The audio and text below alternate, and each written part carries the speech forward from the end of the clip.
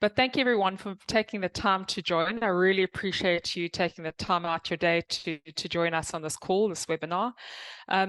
So we're going to be doing a very interesting webinar. I'm sure you'll find it very useful and interesting. The product we're going to be chatting about is Conceal. And Sameh Sabri from Conceal, he is the regional director for MIA at Conceal. He's going to be taking us through the product.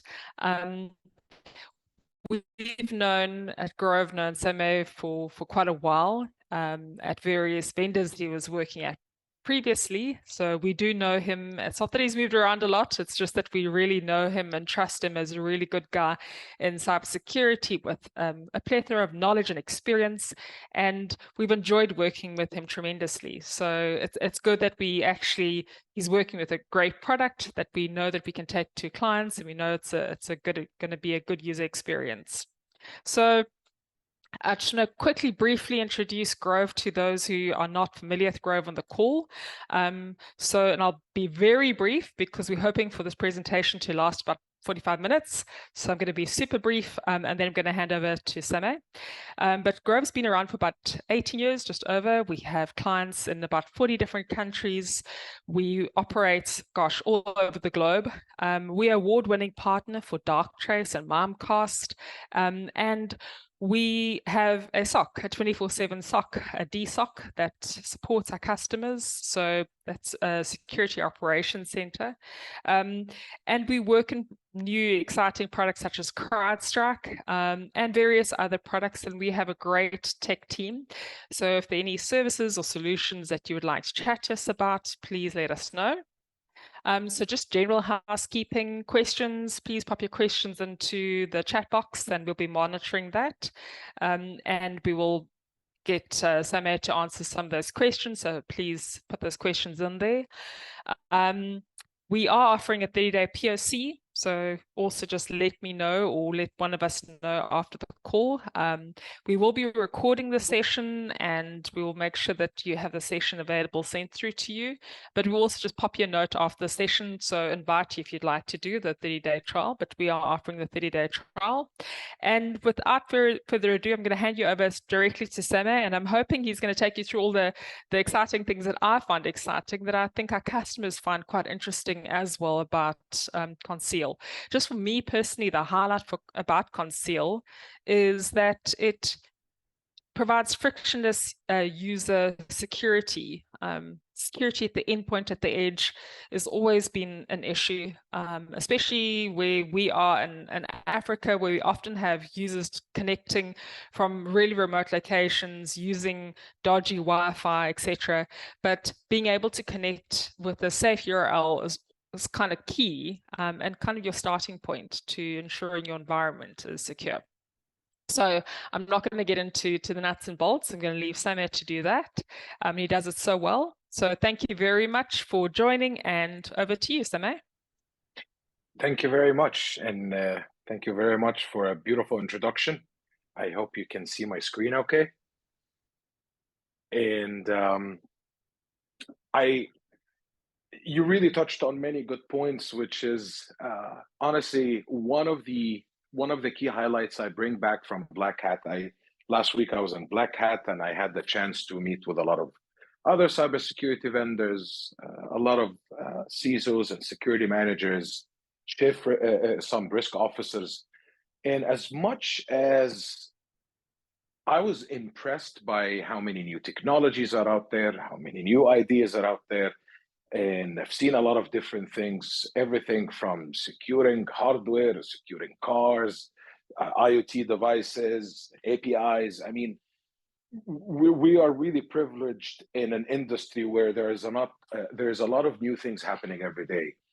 But throughout my discussions with a number of different people, from your security analysts all the way up to chief security officers and chief risk officers, the moment we get into what is really worrying them in their day-to-day life, their answers were actually quite impressive. Until this day, a lot of us, especially those who look at risk from a bigger picture, when you ask those who are in charge, their answer is still, we're worried about ransomware. We're still worried about credentials and credential theft. We're worried about our users being phished. We're worried about their identities being stolen. So as much as the industry has been really booming in many areas and looking for the next hot thing and the next new idea and the next unknown payload and the next novel technique in a particular area, the majority of people, especially those who sit on the top and sit on a high level and sees risk from a generic standpoint, the key pain hasn't changed so much, which is still, phishing my users, getting their identities stolen, getting their credentials stolen, get some of the organization information stolen, and so on and so forth, which really encouraged me to put these slides together with some of the statistics that we have seen over the past few months. Most of these statistics, if not 100%, all of them are new, are either 2022 or 2023 reports. And interestingly, while the industry is still trying to find a next unknown thing or the next novel technique, almost 91% or 9 out of 10 attacks still start or originate from a phishing campaign.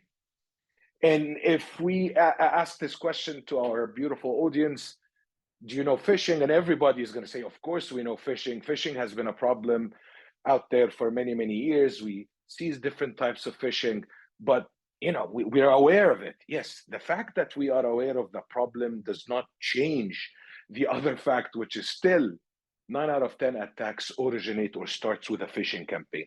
Interestingly, 82% or 8 out of 10 attacks involve a human element. So while, again, the industry is focusing on the next new thing or the next novel technique, when you take 2 steps back and look at the majority of these attacks, you'll see them starting with phishing or starting them with a human mistake. Somebody downloaded something they shouldn't download, clicked on something they shouldn't click on, or accessed something they shouldn't access.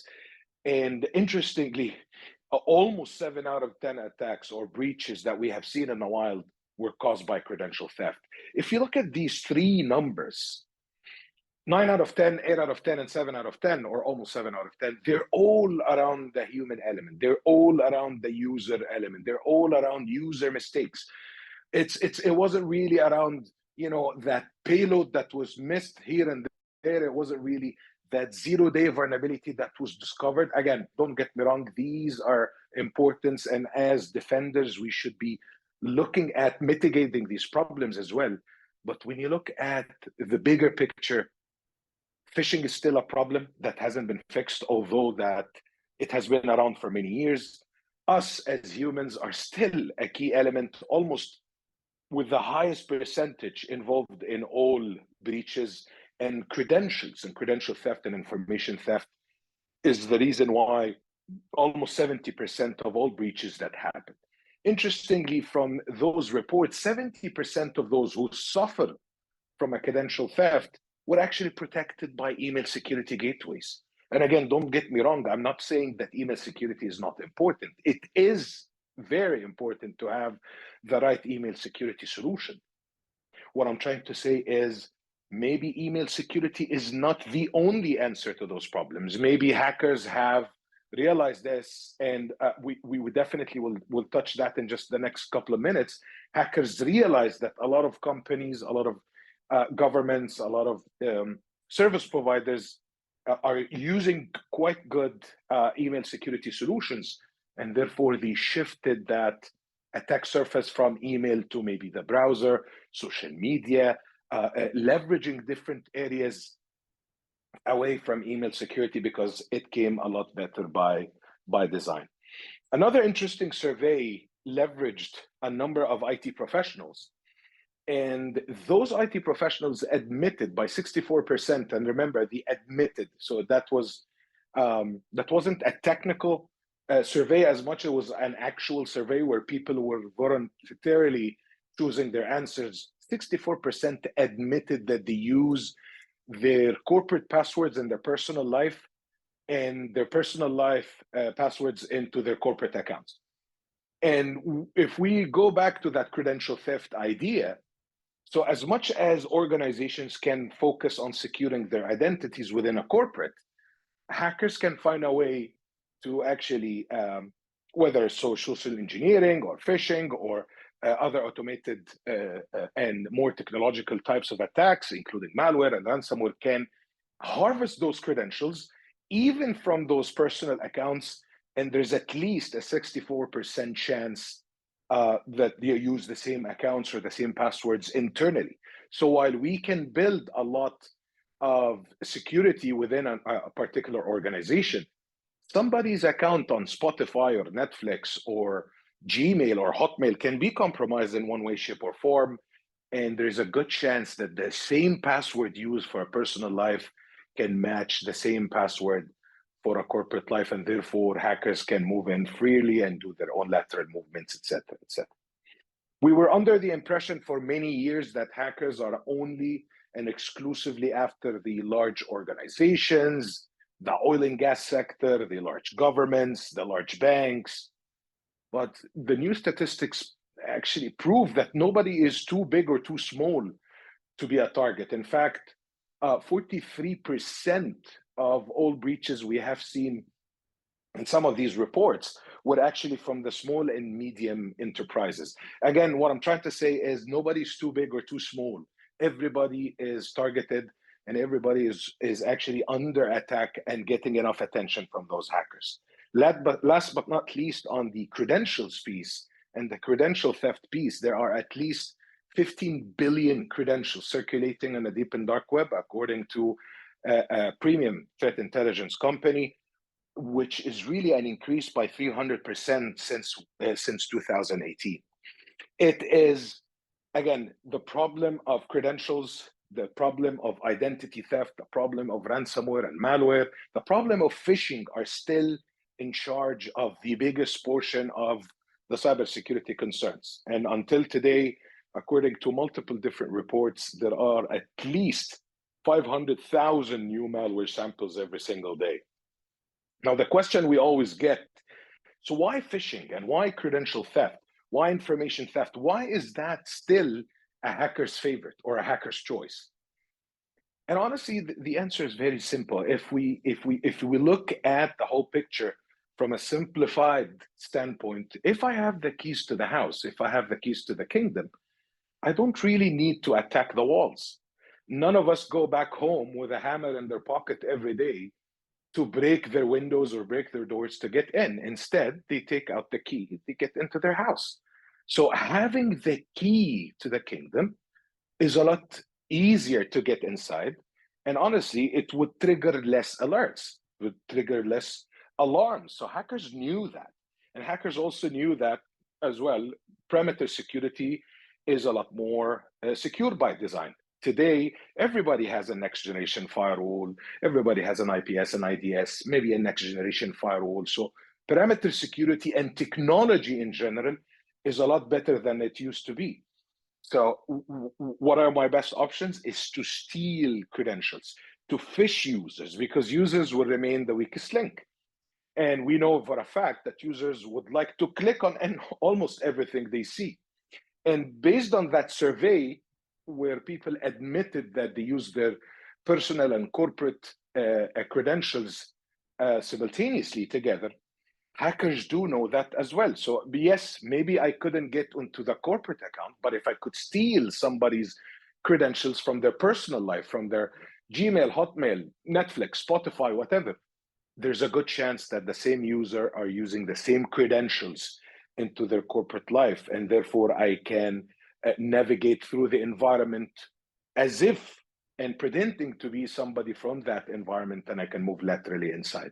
Last but not least, stealing for hackers is a lot easier than finding novel techniques. It might be a lot easier to steal somebody's credentials than actually to come up with a new technique or find and uncover a new 0-day. It's a lot easier if I have the keys. Then I'll get my job. Then I'll get my job quite easier. Now, there are many ways people do steal credentials and harvest for those credentials. Obviously, the most popular one is phishing, and with all different types of phishing, be it in email phishing or in browser phishing, using social media. That has been very, very popular recently, especially with respectable social media platforms like LinkedIn, because everybody on LinkedIn believes that LinkedIn is a safe environment, which is, honestly speaking, a trusted environment for many of us. We still love it. We still continue to work on it. But a lot of people abuse being on LinkedIn and feel that other users might be more open to accepting requests, accepting links, accepting files. So we've seen a lot of phishings and phishing campaigns over LinkedIn where people are targeted, both specifically or randomly. Malware, and that's an area of interest to me personally. I've worked with a lot of endpoint security providers for many, many years, and the number of malware keep on increasing. The number of techniques used by malware authors keeps on increasing. The number of ransomware groups and ransomware as a service keeps on increasing. And all ransomware today, with other types of malware like keyloggers, information stealers, Trojans, banking Trojans, all of these are capable of stealing information. And actually, it's an interesting fact that as of today, when you look at ransomware, it's no longer just encrypting data and asking for money. Ransomware groups now steal data, destroy recovery points, destroy all these backups you could possibly have. They try as hard as possible to even find your recovery points on the cloud or in anywhere, shape, or form to make sure that they can actually ask for a double extortion and get money to give you the data back and get money in order not to sell your data to somebody else. So when you look at most of the new ransomware groups, all of them, maybe by up to 100%, have stealing capabilities and information stealing modules. DNS hijacking, at one point in time, DNS security was the biggest problem we have in the market, but with a lot of good DNS security players as of today, this is becoming slightly better than it used to be.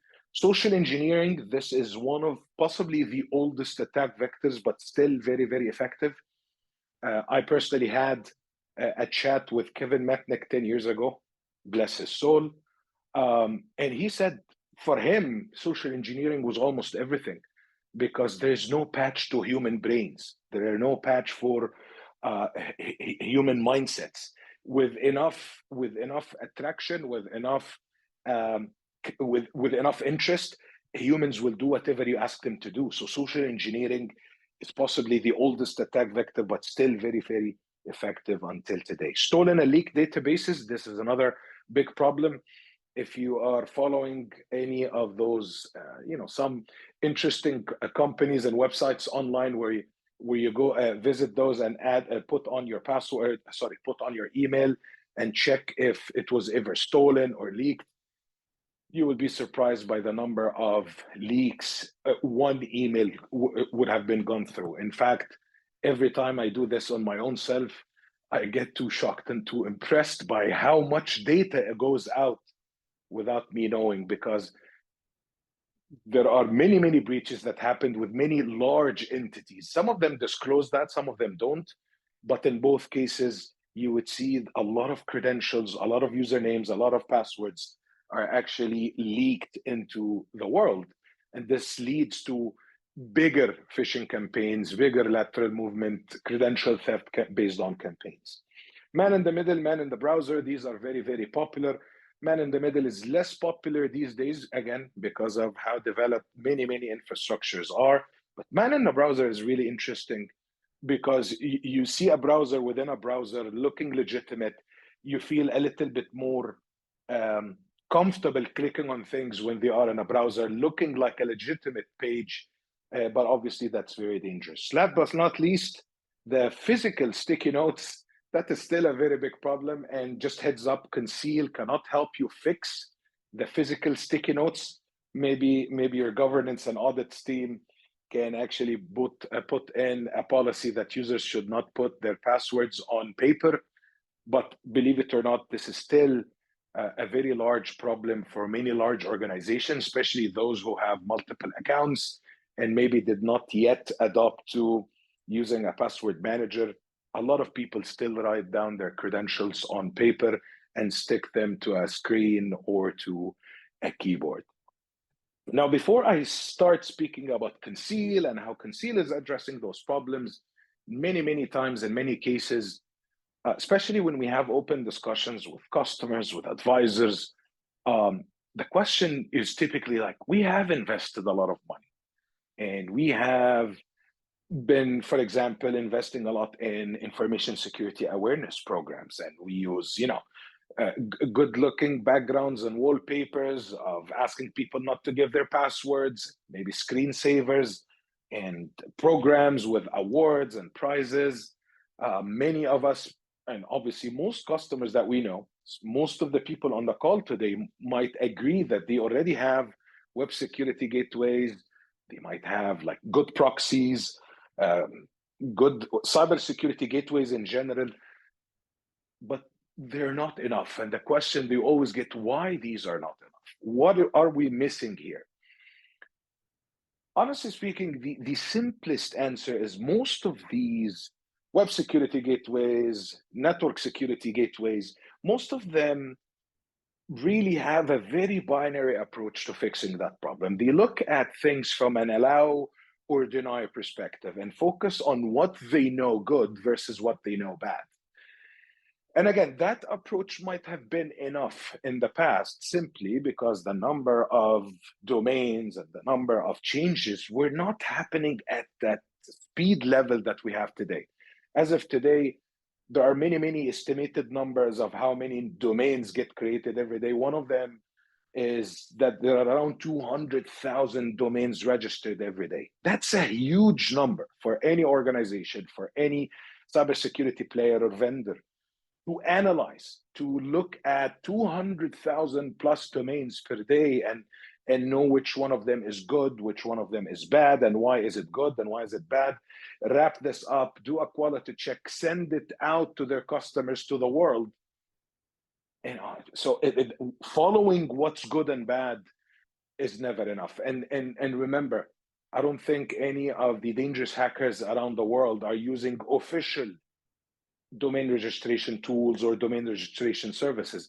They're probably using domain generation algorithms, domain fluxing algorithms to stay away from tracing back anything back to them.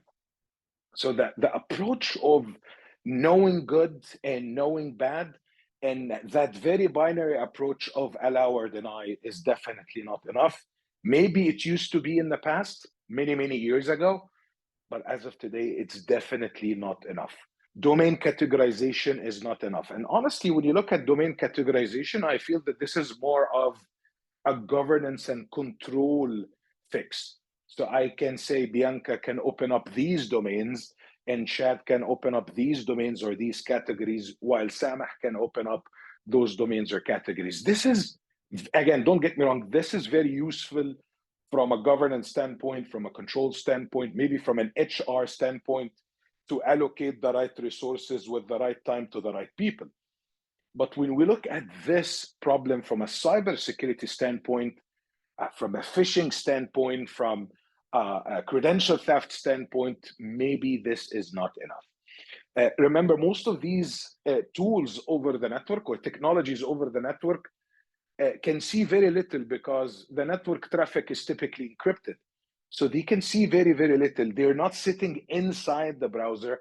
They're not sitting inside those applications, but they're sitting on the network and they can only read some unencrypted headers, which in many cases might not be enough, or in many cases might sound enough initially, but with the dynamic changes that could happen later on, they wouldn't be able to catch those threats.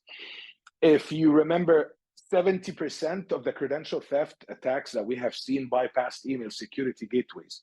Now, that could be technical bypass, as in the security email gateways were not able to see them, but that could also mean that hackers shifted from attacking people via email and right now living more in the browser, because the browser is possibly the most used technology out there with the least dedicated security protection software.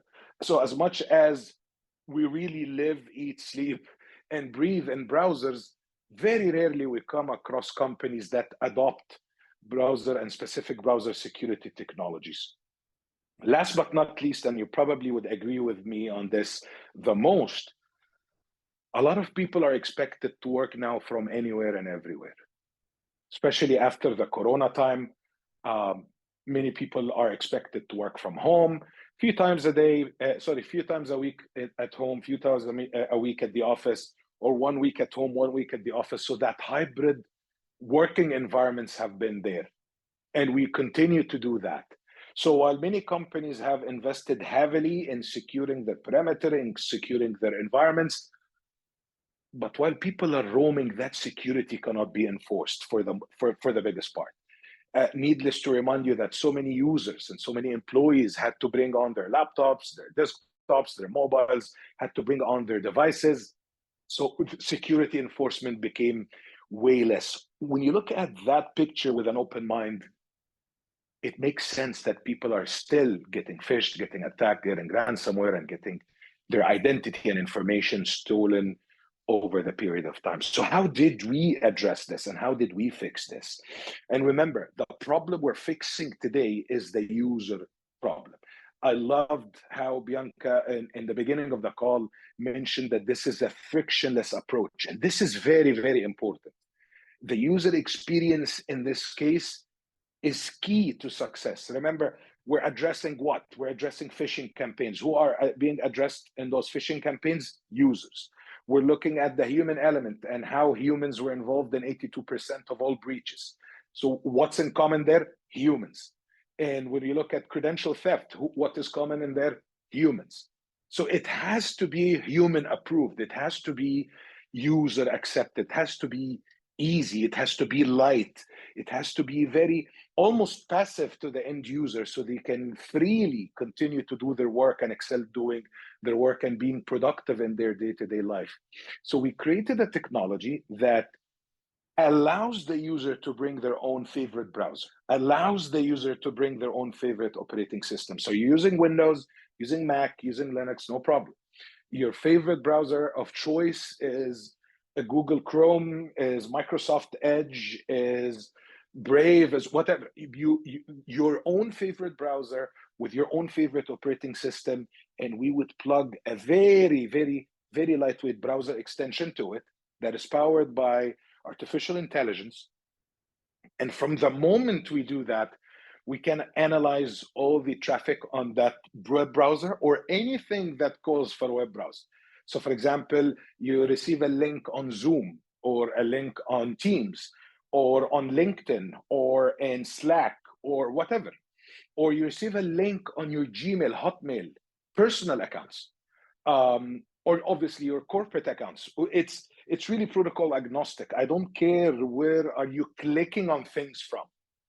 But the moment you click on something, the moment you try to open up something, it gets through our intelligence engine, which is really powered by multiple applied arts of artificial intelligence. And according to that engine, one of three outcomes would come. The first one, which we always hope for, this is a clean request, nothing wrong, do your own work, no problem, no stopping, move forward as it is. And there's no delay, there's no lag, nothing. The second scenario, if something we know for 100%, for a solid fact that it's bad, or something that is blocked by policy, something that is blocked by your IT team, then again, that request will also be blocked. Well, but that's the question you might have in your head right now is like, well, that's what we have today. That's what our proxies and web security gateways and maybe antiviruses, that's what they do. Well, that could be right and debatable, but the zillion-dollar value, if that's even a number, is what about the things we don't know? What about the things we don't have enough information on?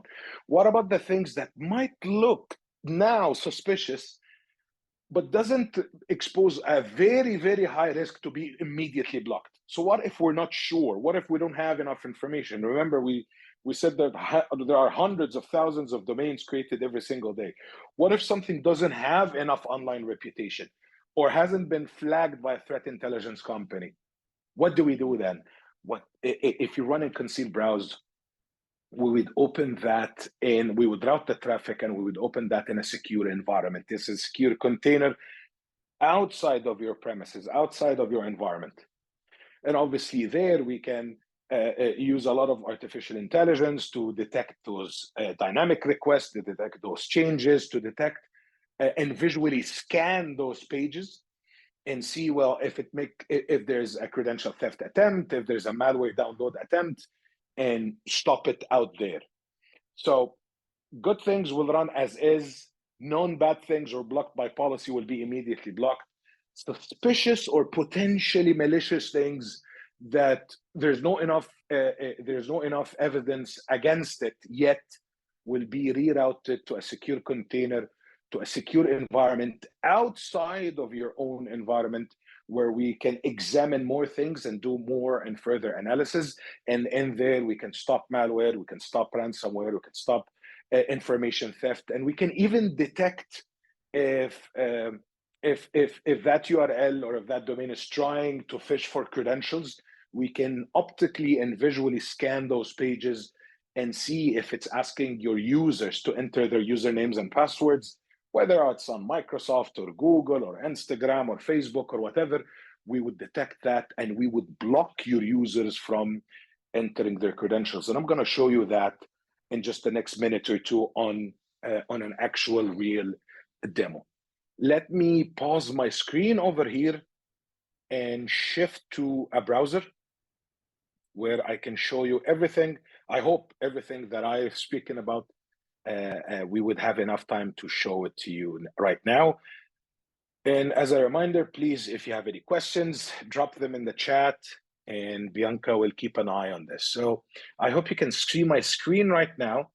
And this is my console, which I'm going to get back to it. But in a nutshell, you see the number of total URL counts, allowed, isolated, redirected, or blocked.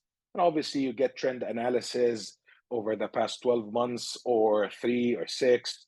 How many isolated sessions, most isolated entities, clients by operating systems. You would probably expect all of that. It's very easy to understand and very easy to digest.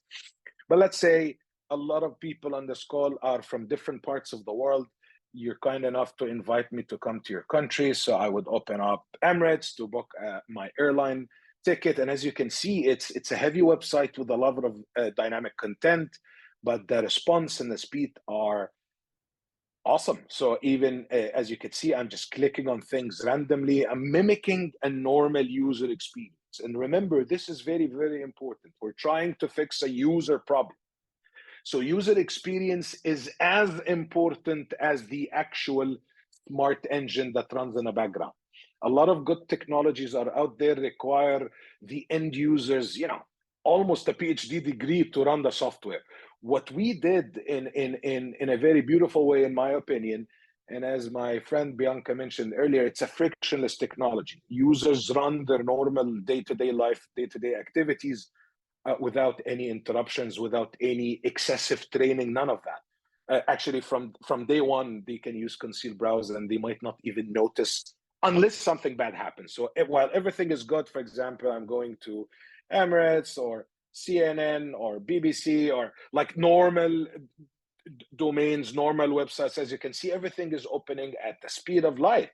It's not the speed of light, but I mean, at my normal speed, and everything is running as smooth as you would think it is. But then I get a message from somebody on LinkedIn or somebody on another social media platform saying that we have taken pictures because they know, for example, that I was in Las Vegas last week for the Black Hat event. I was like, you know what? We took some pictures together.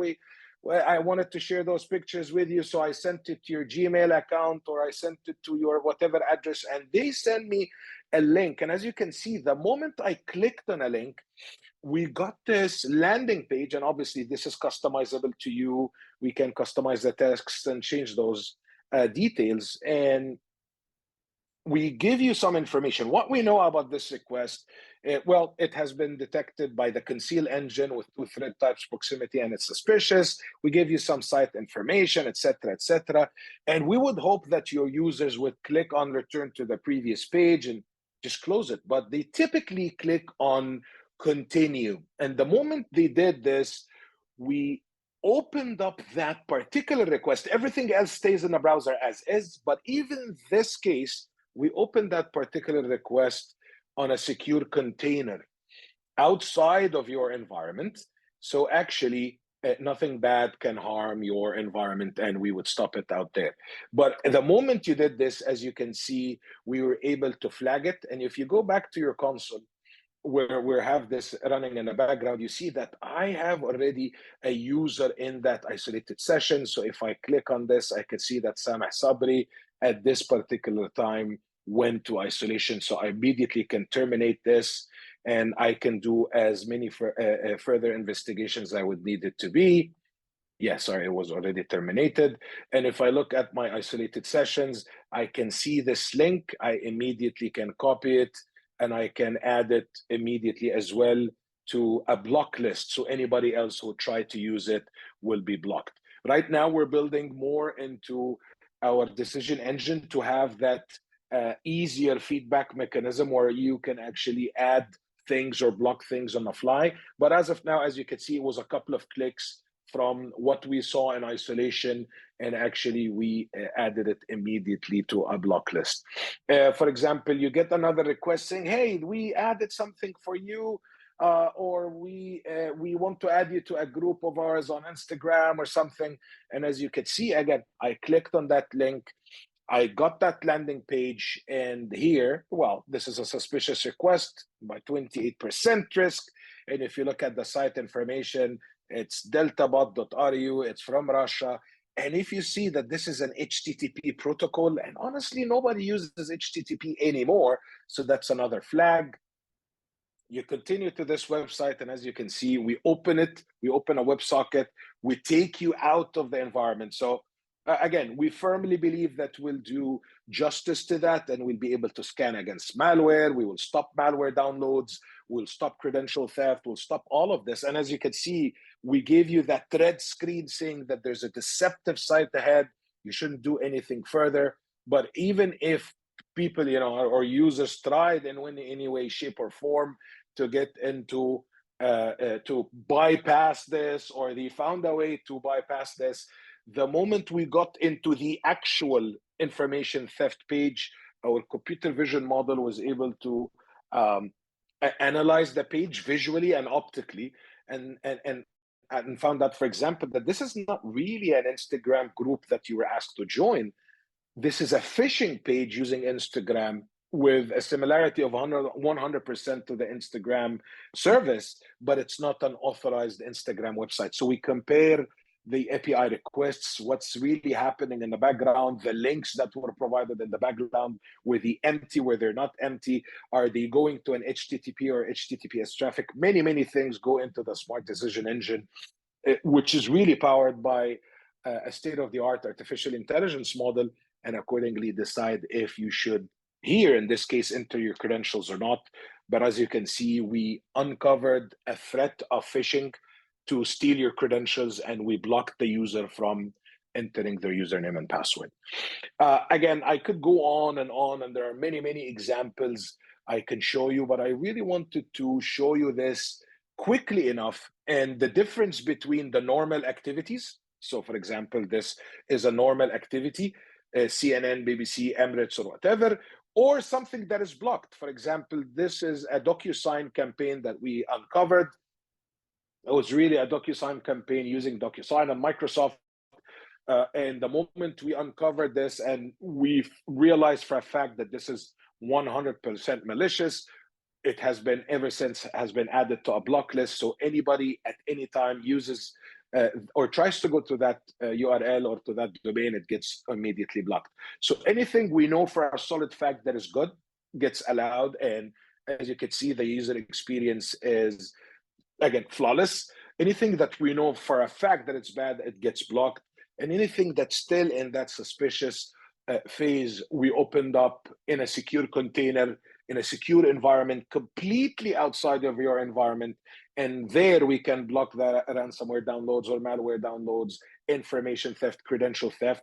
And we took the extra mile by building a computer vision model or a computer vision technology that visually and optically scan a page and look for abnormalities. So it looks like Microsoft, but it's not really Microsoft. It looks like a Google or a G Drive or a Google Drive service or a Netflix service or a PayPal service, but it's not really an authentic page of Microsoft. It's not really an authorized service from Office 365, and we would block it, and we would block your users from entering their credentials, and therefore we can stop that credential theft attempt. Let me stop here because we promised you 40 minutes or so. So let me stop here and just spend the next few minutes answering any questions, answering any doubts or concerns.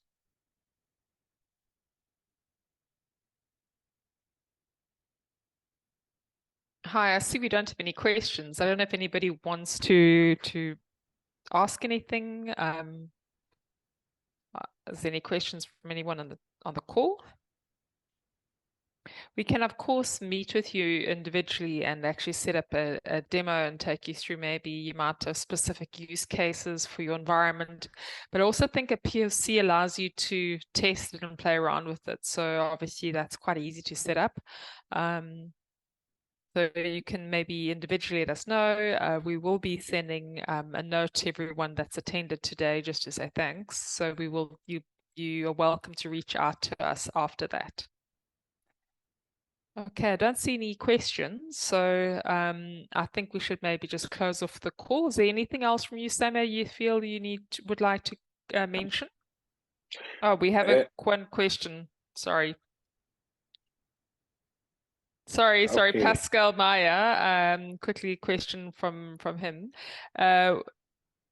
Yes. With WhatsApp, did you see the question? Okay. Yes, and would WhatsApp desktop client link sent be shielded? And the answer is yes. Anything on your desktop or your laptop, anything you click on will actually request for a browser. So anything or any URL or any of these requests you click on, regardless where, on a laptop or a desktop, will call for a browser engine. And we are sitting on that browser. So from the moment you click on it, if it's a clean, legitimate request, that it will open as it would normally do. If it's blocked by policy, then obviously it will be blocked. But if it's potentially suspicious or malicious, then we would reroute that traffic to a secure container or a secure environment. And yes, that will be shielded, as you kindly mentioned. So using your terminology, yes, we can do that. Oh, we have more questions coming. Can you see them? Yes. Will we Great. work on multiple browsers? The answer is yes. We want you to bring on your own favorite operating system as well as your favorite browsers. And since we sit on a browser, we make it very, very easy for you and flexible to use your Edge, your Chrome, your Firefox, etc., etc. So I guess the short answer is yes. You can work. We can work on all of these browsers. And FYI, I know that your question was more of a technical question, but FYI, for us, even our licensing model is per endpoint. So if on an endpoint you do have different browsers, different profiles with different browsers, different users, it would still be one single endpoint for us. So feel free to use it on as many browsers as you like. Did you see the question above? Yes. Does Conceal have content disarm? Okay, cool, fantastic. And we don't disarm and reconstruct. We don't do that. And instead, what we do is, every time you request a page or anytime you request a URL or a domain, it goes through that smart decision engine of ours. And that has multiple ways of understanding if this is good or bad. Obviously, partially there is a reputation-based analysis. because we do have our own threat research team. We do have our partnerships and agreements with other threat research companies into that space. But we also have an AI model that looks at the patterns of which that web request is formed. Or we look at a computer vision model that can optically and visually scan the page. So we don't really disarm and reconstruct, but instead we analyze the traffic, we look at reputation analysis, we do run machine learning analysis as well as computer vision analysis on the actual page, and accordingly come up with a score. If the score is above X, then we would block it. Stop it. Or if the score is less than X, then we would let it run normally. Would this be deployed on our company network, example, our Wi-Fi network, or it's browser specific? No, it runs on any browser. So it's a browser extension. It's a browser plugin. It's something that you plug into your own browser. It lives in your browser. So whether you are inside the company or outside the company, you're in a Starbucks or an airport, duty free, anywhere you are, as long as you do have internet connectivity, that protection lives with you. And there are many features of our technology that even does not require internet. In fact, we're trying to make it the least dependent over the internet, although we're trying to fix an internet problem, an internet user problem, but so many of the decisions that we do runs directly on the actual extension and on the actual browser. These are all awesome questions. Yes. Sorry, and this is just also something to mention. I know that it was a question that I had, and I think it's maybe a question that other clients might have, is that your users you can also set it for your users not even to know that it's running. So they don't even see it running in the browser or the extension, that there won't be any, unless you have a pop-up, of course. You don't want users to feel as if you're restricting them and you're kind of protecting them. And Bianca, even the pop-up can be disabled. So we give our analysts and our administrators the right to change that landing page or disable that landing page and immediately take those users to a secure container without any pop-ups, without anything. These are all customizable by policy. But also from a browser extension perspective, we can hide it, we can show it. Again, some people would say, no, keep it up and running. Let the users see that we're protecting them and we're next to them. And other organizations say, no, we want this to be as passive as we possibly can. So hide any extensions or keep it running in the background without showing it. Some of our end customers want users to authenticate and sign with their credentials, whether directly or using SSO. While other customers are actually, you know what, we don't want anybody to authenticate. We want to install it on the device, on any browsers, and they run in the background all the time without any authentication. The good news is we can do any of these scenarios. We can deploy it on a user level, on a single sign-on level, on a device level, on all the browsers, on specific browsers. It's up to you, and we go through an engagement with our customers. Our customer success will engage with the customer, understand what they're looking for, maybe give them advice as well as suggestions, and we take it together from there. Fantastic. I believe Wayne, yes, sent another question. Will this work on corporate mobile devices as well? As of today, the answer is no. As of today, we are Windows, Mac, Linux focused. With all obviously the supported browsers and these on these operating systems. We do have a roadmap idea to cover mobile devices, but as of today, if you're asking me today, the answer is we don't have mobile coverage yet, but that should come sometime down the line. Does it integrate with Office 365? If by that you mean with a single sign-on of Office 365, the answer is yes. Or if you mean with Microsoft Sentinels, the answer is yes. Thanks for the questions. Oh, yes. Excellent questions. Yeah, great. If there's no more questions, I think there's one more. There we go, Alfie asking a question. Have you been reviewed by companies such as Gartner before? I don't think we have. In fact, Conceal Browse is a new technology. I don't think even Gartner has browser-specific quadrants or anything of that sort, because it's still, again, newer technologies, newer ideas. So maybe Gartner will look into this in the future. But as of today, we don't have a magic quadrant by Gartner for browser-specific technologies or browser security technologies. In terms of cost and security, I think we're very competitive in terms of cost. And I'm obviously a firm believer of our security capabilities. But again, as Bianca mentioned in the beginning of the call, try. Do a POC, do a test, run your own testing scenarios, run your own use cases and test cases, and see by your good self. We're offering you at no charge a good, comprehensive, full production environment for 30 days. You can be the judge.